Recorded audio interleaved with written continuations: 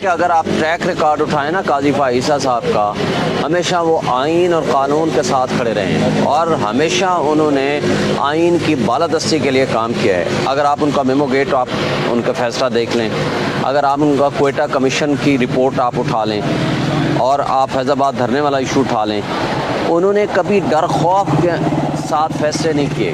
انہوں نے ہمیشہ آئین کو اپہولڈ کیا ہے اور قانون کو اپہولڈ کیا ہے، اور کسی جگہ ڈر خوف ان کا نظر نہیں آیا۔ اور یہ بھی کبھی انہوں نے نہیں سوچا کہ کون طاقتور لوگ ناراض ہوں گے، کون ہلکے ناراض ہوں گے، اور کس طرح کے لوگ مجھے نقصان پہنچا سکتے ہیں، کون فائدہ پہنچا سکتے ہیں۔ ان چیزوں سے بالا تر انہوں نے ہمیشہ کام کیا ہے۔ تو ان کے اس ٹریک ریکارڈ کے مطابق آپ کو یاد ہوگا کہ ہم نے تو ان کے لیے تحریک چلائی تھی کہ وہ ایک انڈیپینڈنٹ جج ہیں، لہٰذا ان کو کسی بھی حوالے سے اس ریفرنس کو ختم کیا جائے۔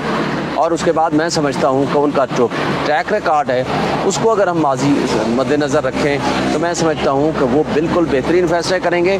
یہ جو نظریہ رکھ کے بیٹھی ہوئی ہے نا کہ ان کی خواہشات کے مطابق وہ چلیں گے اور یہاں رول آف لا اور آئین کی بالادستی کے لیے وہ فیصلے نہیں کریں گے بلکہ کمپرومائز ہو جائیں گے، یہ بالکل ان کی غلط فہمی ہے۔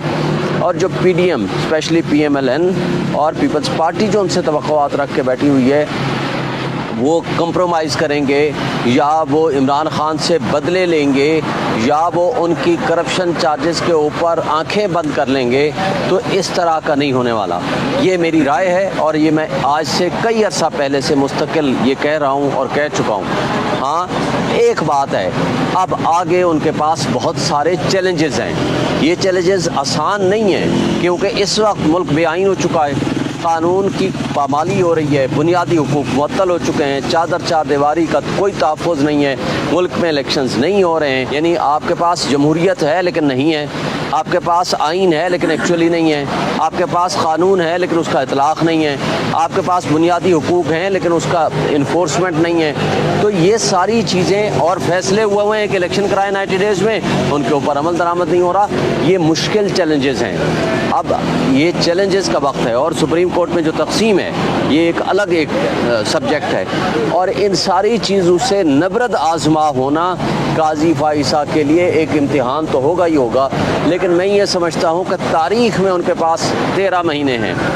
کیا تاریخ میں وہ اتنا اونچا نام لکھوانا چاہتے ہیں، یہ بھی ان پہ منحصر ہے۔ کیا تاریخ میں وہ اپنے آپ کو گمنام کر کے جانا چاہتے ہیں، یہ بھی ان پہ منحصر ہے۔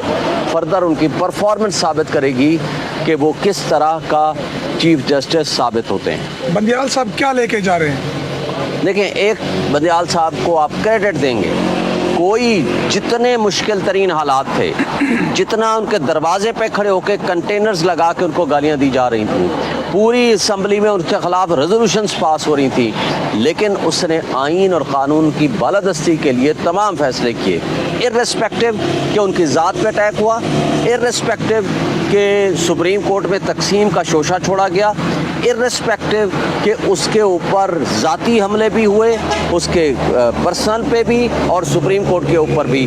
ان سارے حملوں کے باوجود اس نے اپنے آپ کو تحمل کا مظاہرہ کرتے ہوئے آئین اور قانون کی بالادستی کے لیے کام کیا، ورنہ اس کے لیے بھی بڑا آسان تھا، کوئی بھی طریقہ کر لیتا، واپس بھیج دیتا نیچے والی ہائی کورٹوں کو، وہاں سے فیصلے آئیں گے پھر دیکھی جائے گی۔ لیکن ان کے فیصلے بہرحال تاریخ میں یاد رکھے جائیں گے، لیکن ایک چیز رہ جائے گی، وہ ہے عمل درآمد۔ یہ انہوں نے کرنا تھا، یہ ان کا جو کریڈٹ ہے وہ تھوڑا سا ڈسکریڈٹ میں ٹو سم ایکسٹینٹ چلا جاتا ہے۔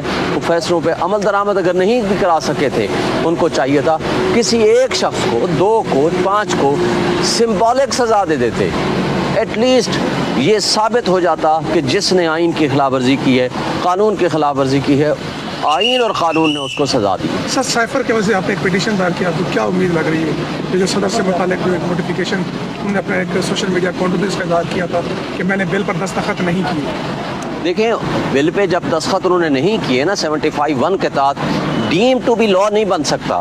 یا وہ دستخط کریں گے या वो वापस भेजेंगे और दोबारा असम्बली उसको पास करेगी, तो दोबारा जब उनके पास आएगा आर्टिकल 75 सब आर्टिकल 2 के तहत, फिर उनके पास 10 दिन है, अगर वो साइन कर देंगे ठीक है, वरना 10 दिन के बाद that bill will be deem to be a law.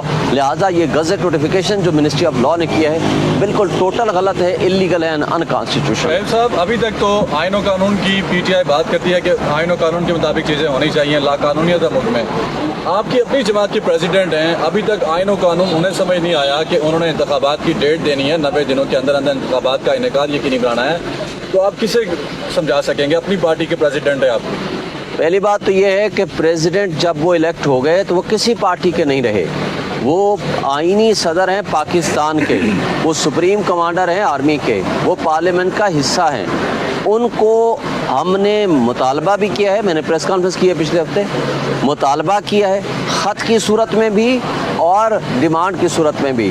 हमने कहा है फौरी तौर पर आर्टिकल 48 सब आर्टिकल 5 के तहत तारीख दें, और अगर वो नहीं देंगे तो जिस तरह इलेक्शन कमीशन ने जुर्म किया है, प्रेसिडेंट ऑफ पाकिस्तान का भी ये आईनी जुर्म होगा।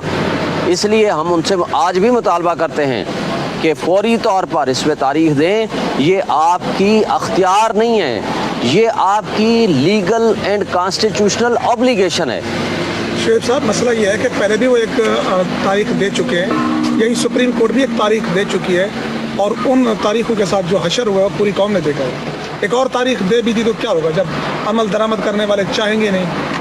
देखें, उनका काम है अपनी कॉन्स्टिट्यूशनल ड्यूटी परफॉर्म करें, और जो उस आईनी ज़िम्मेदारी के दरमियान में रुकावटें डालेंगे, जो लोग रास्ते में रोड़े अटकाएंगे, उनका चेहरा कल बेनकाब हो गया, आपने देख लिया।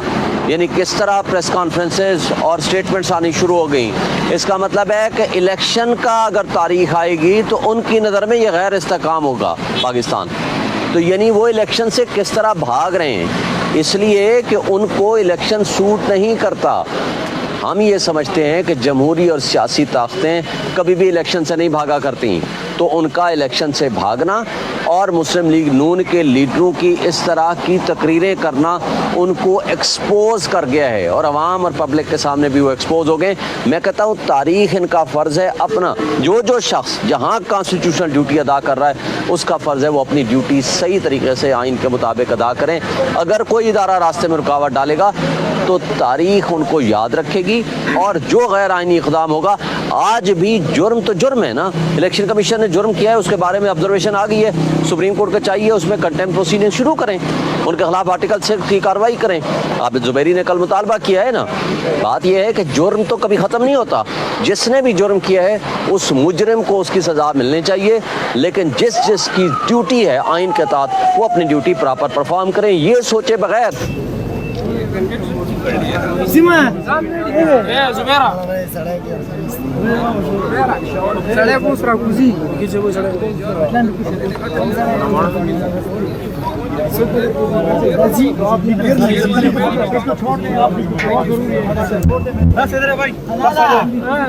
Zubera